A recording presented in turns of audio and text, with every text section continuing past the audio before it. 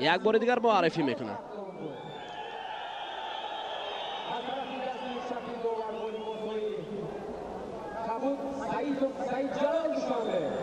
سعیدوف سعیدجلال رو هم معرفی کردن. این قسمتی نهایی است دوستان عزیز.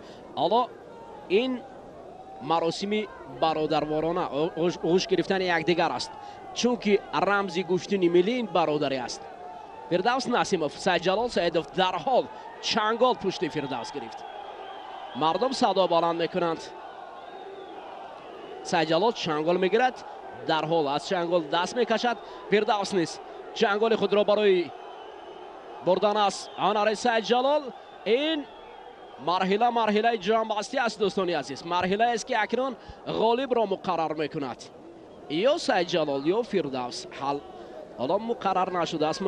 ببینید فیردوس یک اصول خیلی خطرناک دارد، اما سعیدجلال این را خوب درک کرده است. دوباره خود جانجیدوف گیرید میگوید. نوبت دیگر سعیدجلال با واس یک لحظه پشت سر میگردد. یک قسمت مخلصان فیردوس و قسمت دیگر سعیدجلال میگویند. سعیدجلال سعیدوف آخران مراتب در گرند اسلم یکاترینبورگ بلال نیازف مبارزه برده بود. در رشته گوشتینی جودو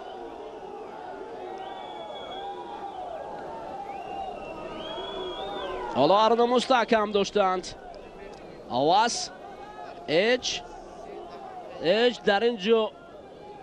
در اینجا یگان تفاوت میان این رقابت نیست، فقط مبارزه برابر رفته ایستاده است. اگر توجه کنیم دوستان عزیز، یک لحظه که با سبقت‌های هر دو پهلوان در مرحله نیمه نهایی وزن 100 کیلو هم دیدار انجام دادن، اما این قوت سنجی کاملا فرق دارد. تنبیه در پیش است. اگر چنین ترتیب باشد، البته داور هم در این لحظه بی‌طرف نیست و این قوازمایی از رقابت وزن 100 کیلو خیلی فرق کننده است. اگر توجه کنیم به هنرنمای پهلوانان در دیدار اولی میدان امروزه، فیردوس اندک افضلی خود را نشان داد. حتی باز هم مخلصان با صدای هشتگ و یک احساساتی که خیلی همه جانبه دستگیری کردند، ولی در مقابل این پهلوان هم باز ایستادگی کردن کاری سهل و عادی نیست. فیردوس رو اگر باز این وقتی در اختیار داشته که نتیجه بخش نباشد، کمیته تدارکات به خلاصه آمدن که با 3 دقیقه وقت اضافه برای امتیاز از همه والا برای موفقیت این دور و محض جایزه مکافات عالی وقت ضم می‌گردد.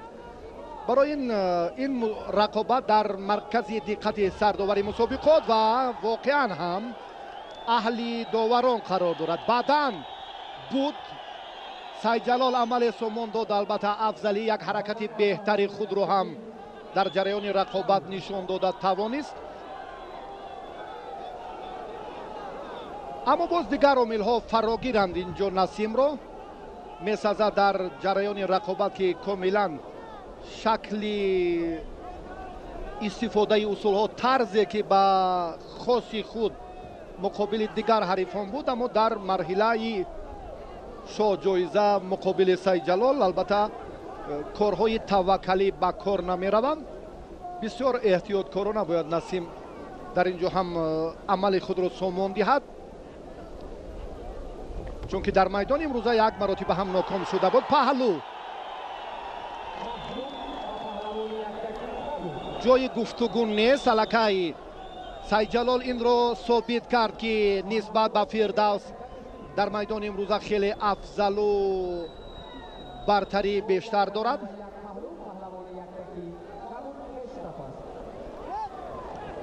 هم بدن و هم پهلو باهاگذاری کرده سعیدجلال سعیدوف. دیگر حاجت به ادامه سبقت به وقت اضافه هم فکر میکنم نمیماند، چون که 2 دقیقه دیگر هر دو نیرو میسنجند در میدان امروزه در وزن مطلق برای مکافات عالی جایزه های. یک لحظه بدن با فیردوس ناسیموف.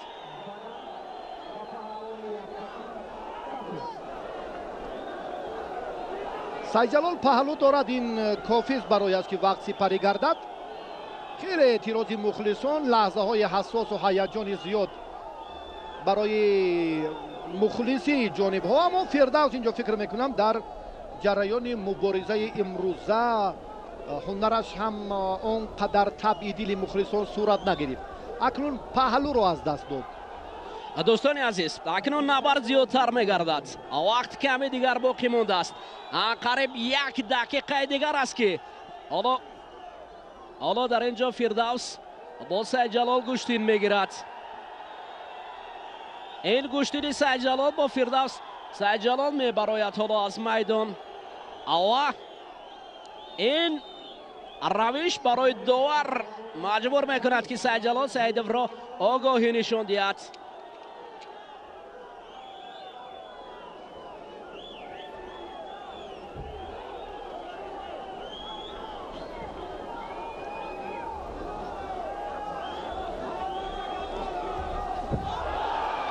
حالا یک وضعیت مرکبتر نسبت با حالتی که سعیدجلال با فیردوس میگیرد.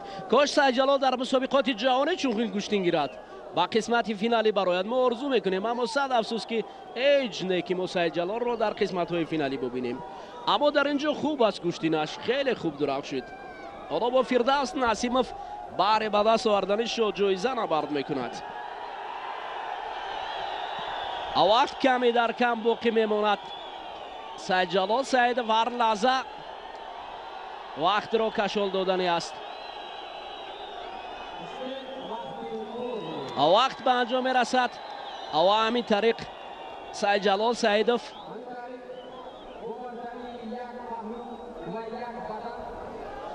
سال 2019 نیز با گرفتن جایزه مشرف میگردد.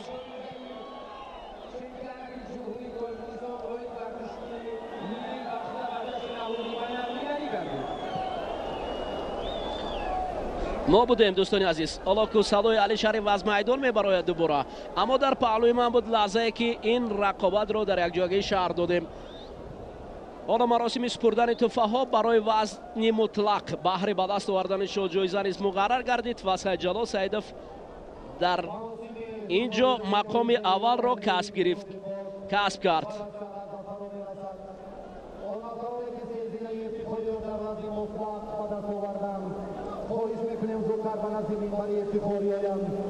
با همه مخلصان اشدی، با همه هواداران گوشتین ملی که امروز وزن قیمت خود را در این ندانسته طول 6 ساعت ما را همراهی کردند، عرض سپاس و مینتداری میکنیم و با همه شما نوروزی امساله بین‌المللی مبارک باشد. در چمپیونات جمهوری تاجیکستان آیین به گوشتین ملی گوشتیگیری بخشیده به جشن نوروز بین‌المللی برای دریافت ژومی پایتخت 2019 بهترین پهلوانان میدانداری کردند و موفقیت یابها بار دیگر صافی ساخی گوشتین در جمهوری تاجیکستان رقم 1 و نوعی دوست داشته مردم جمهوری تاجیکستان است. ورزش سنتی سال با سال با ابتکار به‌واسطه اساسگذار صلح و وحدت ملی پیشوای ملت پرزیدنت جمهوری تاجیکستان محترم امامعلی رحمان رشد و انکشاف می‌یابد. امروز دور نیست که این تنتنه با حکم عنعنه و با نفوذ بین‌المللی راه باز میکند و پهلوانان شهرتیار و ورزشگران ما هم در عرصه جهانی نوعی ورزش سنتی که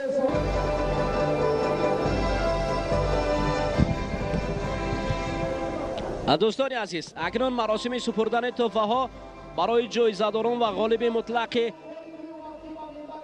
جایزه شریف جان ازریف در مقام سوم قرار گرفت.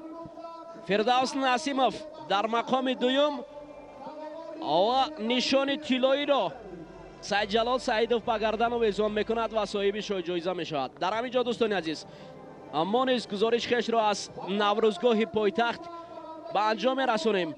این بود چمپیونات جمهوری تاجیکستان آید به گوشتین ملی گوشتینگیری بخشیده به عید بین المللی نوروز پایتخت 2019. جام پایتخت را سعیدجلال سعیدوف سزاوار میگردد. خیر، شاد و پیروز و سربلند باشید.